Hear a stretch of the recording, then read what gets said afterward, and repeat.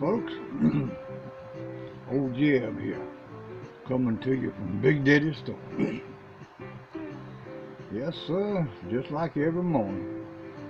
Old Henry and old Mr. Bailey sitting over there playing checkers, and old Billy Bird song and fell up in here this morning with us. I'm gonna tell you a little thing here. I'm gonna sort of stir some memories is what I'm gonna sort of jar them just a little bit. Things have changed over the years so much. I know all of y'all remember when every Sunday, Sunday afternoon, Daddy and Mama said, load up, folks. We're going to Big Mama's. Going up the country. Yes, sir, them Sundays was, I reckon the only time we didn't ever go was when it was raining. But in the summertime especially, we get up there to Big Mama's, we turn that curve there at the Parafield, and we start on up there past Big Daddy's store and pull in there.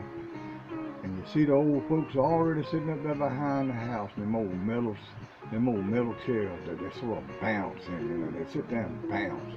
The old metal glider and stuff sitting there in front of the pack house and the wash house and the smoke house. You ever notice how every house had its own little name, like the White House?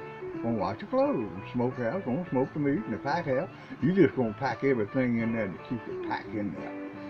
But it's just like, you got carports now. Back them days you had a car shed. It was a car shed. But anyway, back to the story.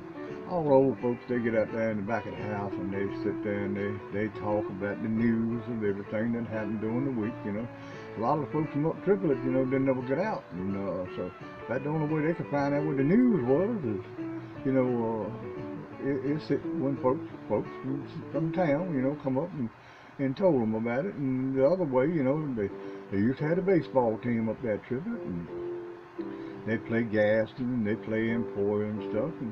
And y'all folks know that's how they found out what was going on, with the kinfolk in Emporia, or what was going on down towards Gaston where Uncle Elton lived at. So everybody fall up in there, and all the cousins and stuff. We get out in the front yard and we play baseball, or we play football, or tag, or we go down to the patch and play with bullets.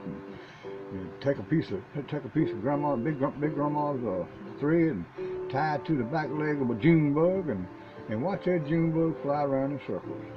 Now, that's it. Those days, just what happened to them? They're gone. You don't see folks get together like they used to. Everybody done gone their own way. They don't talk to each other no more because of this social media stuff and cell phone.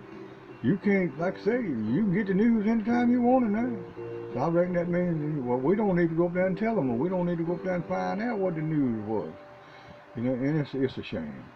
It really is. It is a shame.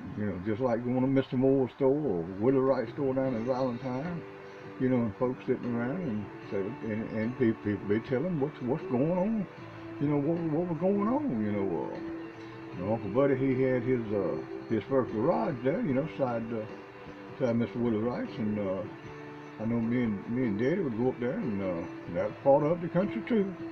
Miss Jean be in the house, and she'd be cooking or whatever, and we'd be out there in the shop, with Uncle Buddy. It's just like most folks don't understand and don't know. Especially a lot of folks here in this town don't know that. Most folks up country, what country do up Triplet. But when you go past the canal museum down there, you see that boat sitting on top of that hill. And my Uncle Buddy built that boat.